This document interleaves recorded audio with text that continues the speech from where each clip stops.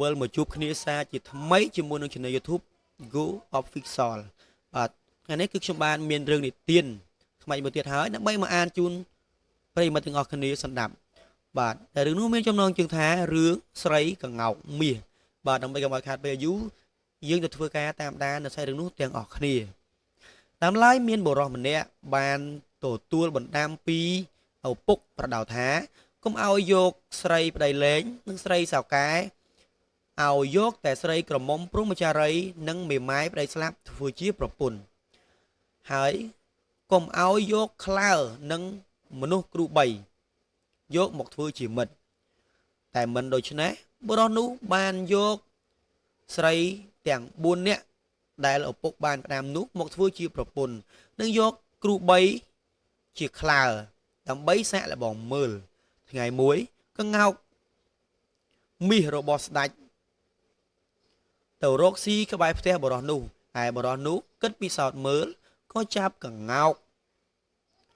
មាសនោះយកទៅលាក់ចងលាក់ទុកក្នុងទ្រុងមួយហើយដាក់ចំណីបាយទឹកឲ្យកង្កោកនោះស៊ី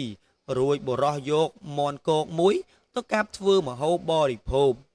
ពេលនឹងបរិភោគបរោះនោះបានហៅប្រពន្ធទាំង4និងក្លើនោះទៅបរិភោគទាំងអស់គ្នាកំពុងតែស៊ីក៏ធ្វើជាភ្លុកនិយាយថានេះគឺជាសាច់កង្កោកមាសរបស់ស្ដេចដែលអញបានលួចកាប់យកមកស៊ីក្រោយពីនោះដល់បាត់កង្កោកស្ដេចឲ្យប៉ាវគងសួររកកង្កោកនោះនាងស្រីប្តីលេងនិងនាងស្រីសៅកែនិយាយទៅនាងក្រមុំនិងនាងប្តីស្លាប់ថាឲ្យប្រាប់ទៅពួកអ្នកប៉ាវគងទៅថាប្តីយើងបានលួចកាប់កង្កោករបស់ស្ដេចយកសាច់ស៊ីកុំទៅជួយបិទបាំងថ្វីឲ្យវាងាប់ទៅចោះព្រោះវាធ្វើបាបវាជេរយើងខ្លាំងស្រីក្រមុំនិងស្រីប្តីស្លាប់អង្វរទៅវិញថាកុំធ្វើបាបប្តីរបស់ខ្លួនដូច្នោះមិនល្អទេស្រីសៅកែនិងស្រីប្តីលែងថាទោះបីនាងមិនចូលគំនិតនឹងយើងក៏គង់តែយើងប្តឹងអ្នកប៉ាវគងដែរថាហើយស្រីទាំង2នាក់នោះប្តឹងអ្នកប៉ាវគងតាមដំណើររឿងថាប្តីខ្លួនលួយកង្កោកស្ដាច់យកសាច់មកស៊ីគ្រាន់តែឮដូច្នេះភ្លាមអ្នកប៉ាវគងក៏ចាប់យកបរោះនោះទៅថ្វាយស្ដេចទូតាមដំណើរស្ដេចក៏ឲ្យនាំបរោះនោះទៅពិឃាតលុះទៅដល់មាត់ទ្វារវាំងអ្នកចាំទ្វារព្រមទាំងអ្នកបើកទ្វារសួរថាអ្នកនាំមនុស្សទោសនេះមកតើបានជំនុំជម្រះហើយឬនៅហើយបាននិយាយរឿងមួយប្រាប់អ្នកនាំថាកាលនោះមានសេដ្ឋីម្នាក់ចិញ្ចឹមឆ្កែ500ក្បាលវេលាយប់មួយមានចៅជីកឧមាំងចូលលួចយកទ្រព្យសម្បត្តិរបស់សេដ្ឋីនោះហើយចូលទៅក្នុងឧមាំងវិញទាំងអស់ឆ្កែរបស់សេដ្ឋីដឹងបាននាំគ្នាវាទៅខាំចោលក្នុងឧមាំងនោះស្លាប់ទាំងអស់លុះព្រឹកឡើងមហាសេដ្ឋីឃើញបាត់ទ្រព្យសម្បត្តិដូច្នោះ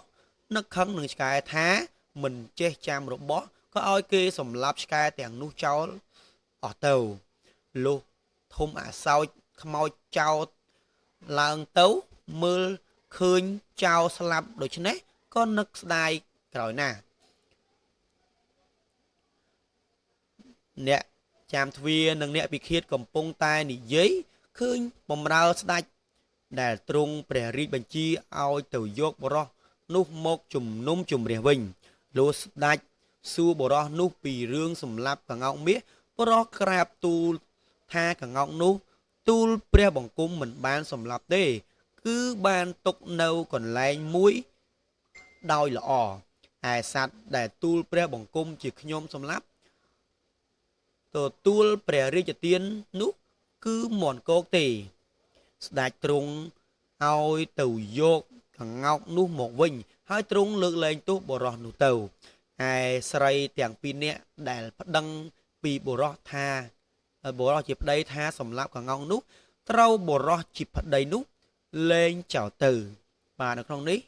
គឺយើងចង់និយាយអំពីតម្លៃអប់រំថាបើយើងចង់ដឹងផលពិតត្រូវពិនិត្យរកហេតុ